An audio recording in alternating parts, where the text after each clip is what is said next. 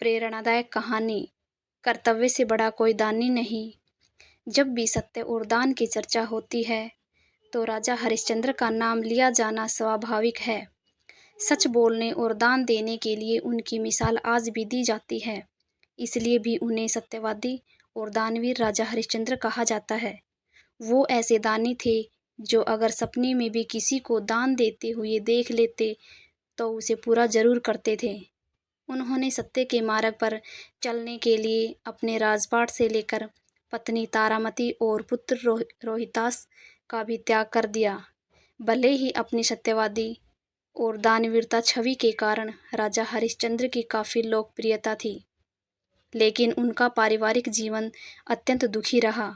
जानते हैं राजा हरिश्चंद्र के त्याग और सत्यवादिता कहानी के बारे में।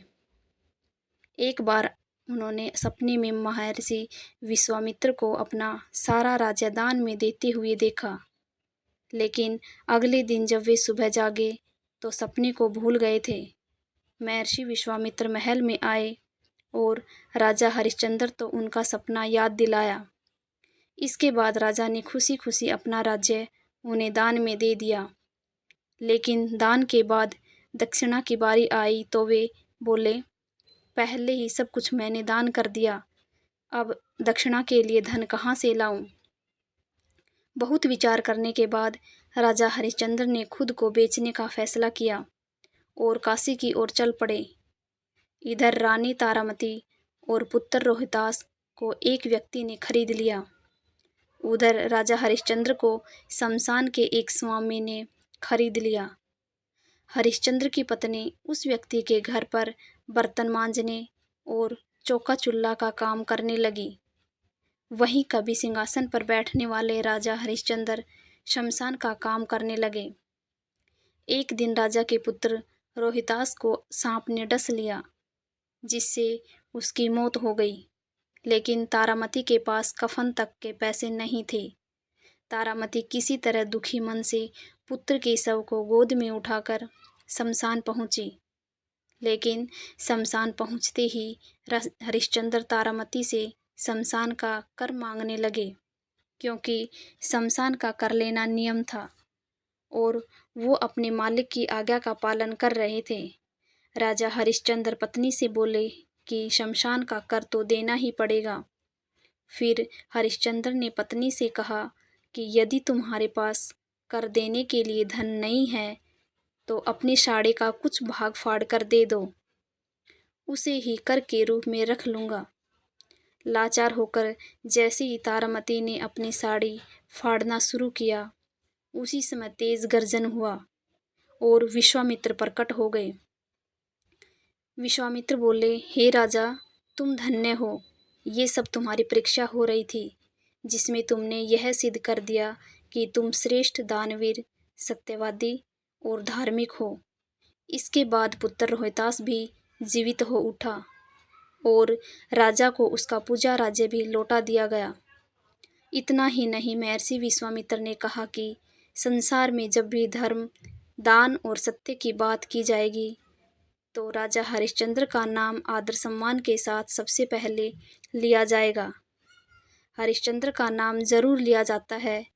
राजा हरिश्चंद्र सच बोलने और वचन पालन के लिए प्रसिद्ध थे। उनकी प्रसिद्धि चारों ओर फैली थी।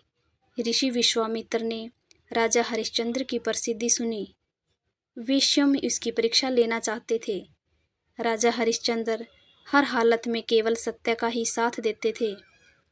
अपने इस निष्ठा की वजह से कई बार उन्हें बड़ी बड़ी परेशानियों का भी सामना करना पड़ा, लेकिन फिर भी उन्होंने किसी भी हाल में सत्य का साथ नहीं छोड़ा।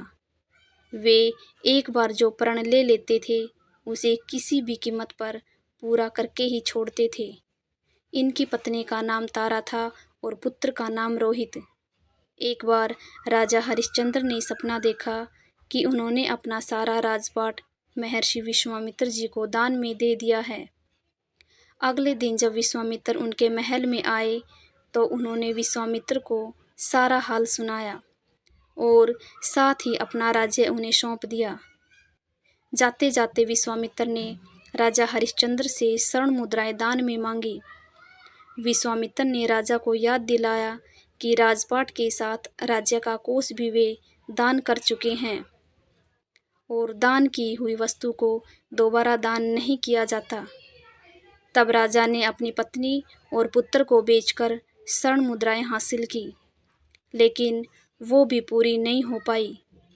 राजा हरिश्चंद्र ने खुद को भी बेच डाला और सोने की सभी मुद्राएं विश्वामित्र को दान में दे दी। अपनी मर्यादा को निभाया। राजा हरिश्चंद्र ने खुद को जहाँ बेचा था वह शमशान का चांडाल था, जो शवदाह के लिए आए मृतक के परिजन से कर लेकर उन्हें अंतिम संस्कार करने देता था। एक दिन सर्प के काटने से उनके पुत्र की मृत्यु हो गई, तो पत्नी तारा अपने पुत्र को शमशान में अंतिम क्रिया के लिए लेकर गई। वहां पर राजा ने रानी से भी कर के लिए आदेश दिया। तभी रानी तारा ने अपनी साड़ी को फाड़कर कर चुकाना चाहा। आसमान में बिजली चमकी, तो उस बिजली की रोशनी में हरिश्चंद्र को उस अबला स्त्री का चेहरा नजर आया। वह स्त्री उनकी पत्नी तारामती थी और उसके हाथ में उनके पुत्र रोहित का शव था। अपनी पत्नी की यह दशा और पुत्र के शव को देखकर हरिश्चंद्र बेहद भावुक हो उठे। उस दिन उनका एकादशी का व्रत भी था और परिवार की इस हालत ने उन्हें हिलाकर रख दिया। उनकी आंखों में आंसू भरे थे, लेकिन फिर भी वह अपने कर्तव्य की रक्षा के लिए आतुर थे। भारी मन से उन्होंने अपनी पत्नी से कहा कि जिस सत्य की रक्षा के लिए उन्होंने अपना महल, राजपाट तक त्याग दिया, स्वयं और अपने परिवार को बेच दिया, आज यह उसी सत्य की रक्षा की घड़ी है।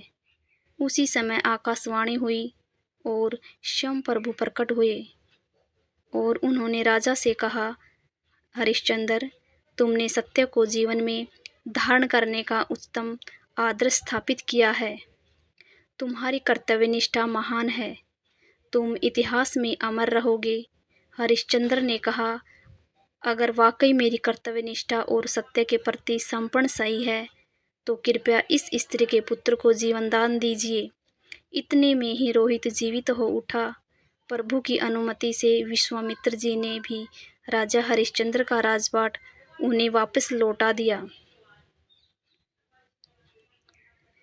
कहानी को अंत तक सुनने के लिए आप सभी का बहुत बहुत धन्यवाद।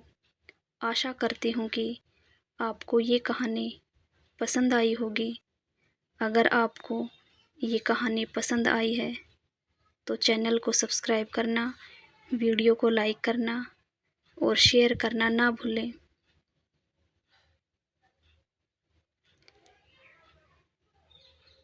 धन्यवाद दोस्तों।